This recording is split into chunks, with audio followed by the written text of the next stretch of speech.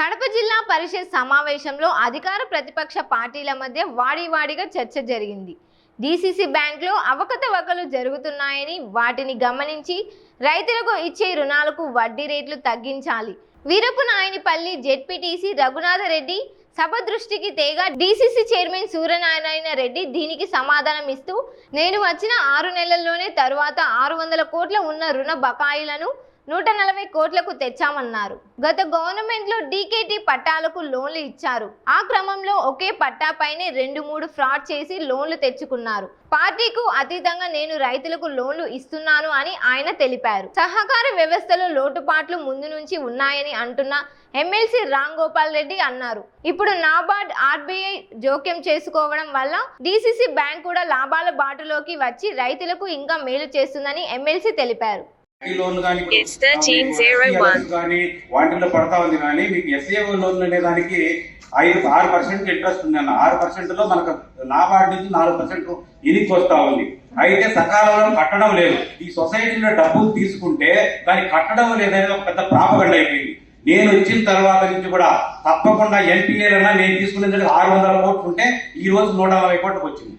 ఎందుకంటే నేను ప్రతి రైతు కూడా మీరు చెప్పేది 1.5% కమిషన్ తీసుకున్నాను. ఏ కమిషన్ తీసుకున్నా మీరు కంప్లైంట్ ఇవ్వండి. కంప్లైంట్ ఇచ్చిన ఎవరైనా ఇమీడియట్ గా సస్పెండ్ చేయడానికి మేము రెడీగా ఉన్నాం. నేను వచ్చిన తర్వాత ఈ వ్యవస్థలో చాలా మార్పులు చేస్తున్నాను. మీరు ఎందుకంటే మీకు లోన్ ఇచ్చిన తర్వాత సమయంలో మనం ఇచ్చిన తర్వాత సకాలంలో కట్టకపోతే అది పెనాల్టీ పడుతుంది. అది మన చేతిలో లేదు, మనం ఏం చేసడానికి లేదు. ఇప్పుడు ఓటీఎస్ పెట్టాలని కూడా మేము ట్రై చేస్తున్నాము. అన్ని బ్యాంకులు, ఎందుకంటే ప్రైవేట్ బ్యాంకులన్నీ కూడా తప్పకుండా ఓటీఎస్ ఉంది. మాకు కూడా ఓటీఎస్ కావాలని స్టేట్ వైడ్ చైర్మన్లు కూడా అందరం ప్రయత్నం చేస్తున్నాం. ఇక్కడ ఎవరు నాకు తెలియకపోదు, నేను కొత్తగా వచ్చినా కూడా నాకు 6 నెలల్లో నేను అంతా తెలుసుకున్నాను. ప్రతి సొసైటీలో ఈ గవర్నమెంట్ కాదు, ఆ గవర్నమెంట్, ఏ గవర్నమెంట్ అయినా కానీ చాలా లాబింగ్ జరిగింది. ఎందుకంటే మీరు ఇంతకుముందు ఇదే టీడీపీ గవర్నమెంట్ లో ఉన్నప్పుడు టీడీపీ గవర్నమెంట్ లో మన పొలాల మీద, డీకేటీ పొలాల మీద లోన్లు ఇవ్వడం జరిగింది.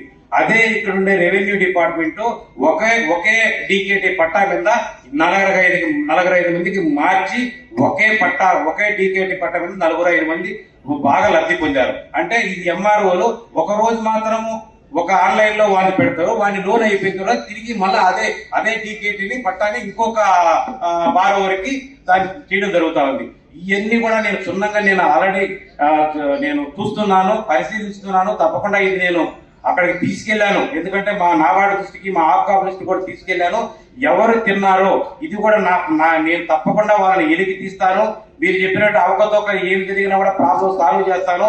నేను కూడా ఈ గోల్డ్ లోన్లు పెట్టిస్తాము. ఫర్టిలైజర్స్ ఇక్కడ ఏడీ గారు ఉన్నారు, ఏడీ గారిని కూడా మాట్లాడాను. నేను ఆల్రెడీ ఆర్ఎస్కేలకు ఎంత ఇస్తున్నారో ఇప్పుడు మా ప్యాక్స్ కూడా తప్పకుండా వారితో పాటే మాకు కూడా అన్ని టన్నులు మాకు కావాలి. ప్రతి ప్యాక్స్ కు నేను ఆల్రెడీ ఫర్టిలైజర్ షాపులు పెట్టడం కానీ, గోల్డ్ షాపులు, ఈ గోల్డ్ లోన్లు కానీ అన్ని కూడా ఏరే బ్యాంకులతో సమానంగా, అంటే ప్రైవేట్ బ్యాంకులతో సమానంగా నేను వాటిని తీర్చిదిద్దడానికి తయారు చేస్తున్నాను. ప్రతి ఒక్కరు ఎవరు ఫోన్ చేసినా కానీ మా పరిధిలో రూల్స్ ప్రకారం తప్పకుండా వాళ్ళకి జరిగేటట్టు నేను చూస్తున్నాను. దాంట్లో ఎలాంటి సందేహం లేదు. ఎవరు ఫోన్ చేసినా ఇప్పుడు పులివెందుల నుంచి ఎంతో మంది చేస్తున్నారు. లోనింగ్ కూడా చాలా పెంచాం. నేను వచ్చిన తర్వాత ఈ సంవత్సరం 450 కోట్లు బిజినెస్ పెరిగింది. అలాగే ఎంపీఎస్ తగ్గింది. దానివల్ల మీరు ఏదైనా ఎవరైనా పార్టీలు కానీ కాదు, పార్టీలకు అతీతంగా మా డీసీసీ బ్యాంక్ నుంచి నేను తప్పకుండా ప్రయత్నం చేస్తాను. ప్రతి ఒక్కరు ఎవరు వచ్చినా కానీ ప్రాబ్లమ్స్, లోన్ శాంక్షన్ అయిన మా బ్యాంకులోకి వచ్చిన 2-3 రోజులకే నేను ఫైల్ క్లియర్ చేసి పంపిస్తున్నాను. మీలాంటి ఏమన్నా అవకతవకలు జరిగి ఉంటే నాకు ఇమీడియట్ గా ఫోన్ చేయొచ్చు. నేను వారి మీద ఇమీడియట్ గా నేను చర్య తీసుకుంటాను. నాకు ఎలాంటి దాంట్లో భేదాభిప్రాయం లేదు, అది ఇదని లేదు. ఎవరికైనా తప్పు చేసిన క్షమించే లేదు. రూల్స్ ప్రకారం, ఆర్బీఐ గైడ్ లైన్స్ ప్రకారమే ఆ బ్యాంక్ కూడా నడుస్తా ఉంది.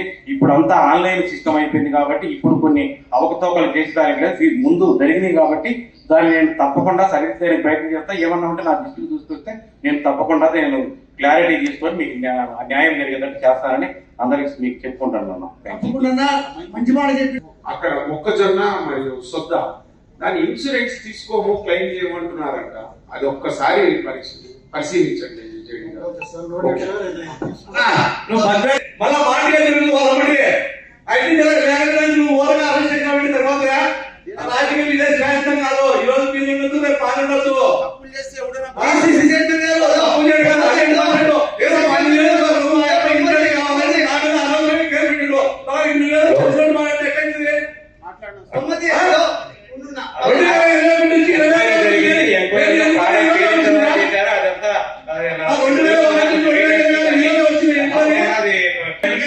ఈడికి తీసుకురావడం తప్పకుండా జరుగుతుంది. అయ్యా అవన్నీ నువ్వు ఉండవయ్యా, నువ్వు నీకు జరిగే నువ్వు ప్రూవ్ చేసుకో, నువ్వు ఆల్రెడీ ప్రూవ్ చేసుకో. దాని గురించి ప్రూవ్ దాని గురించి అవన్నీ వద్దు. దాని గురించి ఇక్కడ ఈ సమస్యలో కోర్టులో ఉండే సమస్య గురించి మాట్లాడుతున్నారు. కోర్టు దాని వదిలేండి, కోర్టు చూసుకోండి. కోర్టు సమస్యలు తెలిసేస్తుంది. దాని గురించి ఎందుకు పాయింట్ మాట్లాడడానికి ఇంటికి వచ్చినాం. పాయింట్ మాట్లాడేదో డీసీపీ చైర్మన్ గారు చెప్పినారు, ఆయన ధన్యవాదాలు చెప్తున్నా. కూడా రైతులు తగానే ప్రస్తుతం రైతులు ఎంత మోసపోతున్నారో దళారీలు కానీ లేకుంటే కొంతమంది పిహెచ్ఎస్ ప్రెసిడెంట్లు కానీ తెచ్చి కొంతమంది సెక్రటరీలు వాళ్ళ పంటలు చేరి ఇష్టానుసారంగా దోపిడీ చేయడం వాస్తవం. ఈ పార్టీ ఆ పార్టీ దోపిడీ జరిగిన మాట 100% వాస్తవం. ఇప్పుడిప్పుడే కొంచెం ఆర్బీఐ కంట్రోల్ వచ్చిన తర్వాత నాబార్డు కానీ ఆప్కా కానీ కొంచెం కఠిన చర్యలు తీసుకోవడంతో కొంచెం జరుగుతుంది. చైర్మన్ గారు ఏం చెప్తున్నారంటే ఇప్పుడిప్పుడే డిసిసి బ్యాంకు ఆర్థికంగా కొంచెం ముందుకు వస్తుంది కాబట్టి పరిశీలించేసి మినిమం అంటే మన కొద్ది మనం తగ్గించుకునే దానికి ఏం లేదు కదా. ఆర్బీఐ గైడ్లైన్స్ ప్రకారం పోవాలా. స్టేట్ వైడ్ అన్ని డిసిసి బ్యాంకులో ఏ పాలసీ ఉంటుందో కడప డిసిసి బ్యాంక్ అని అదే పాలసీనే. చైర్మన్ గారు ఏం చెప్పారు, మేము ఆర్థికంగా కొంచెం ముందుకు వచ్చిన తర్వాత దాన్ని 5% దాన్ని తగ్గించుకుంటామని చెప్తున్నారు. నువ్వు చెప్పేది ఇంకా షేర్ క్యాపిటల్ నువ్వు చెప్పేది కరెక్ట్. 40 లక్షల లోన్ తీసుకుంటే 36 లక్షలు నాకు ఇచ్చినారు, 4 లక్షలు ఉన్నారు, ఈ 4 లక్షల కానీ వడ్డీ. రైతులకు అన్యాయం, సహకార వ్యవస్థలో రైతులకు అన్యాయం జరుగుతున్న మాట వ్యవస్థ ఇప్పుడు నుంచి కాదు, వ్యవస్థ పుట్టినాల ఉంటుంది. దీన్ని ఇప్పటికిప్పుడే సర్దిద్దాం, అన్ని సరైన వేదికగా మాట్లాడదాం. ఖచ్చితంగా మన రైతులకు న్యాయం జరిగేందుకు పోరాడదాం అందరం కలిసికట్టుగా. ఓకేనా?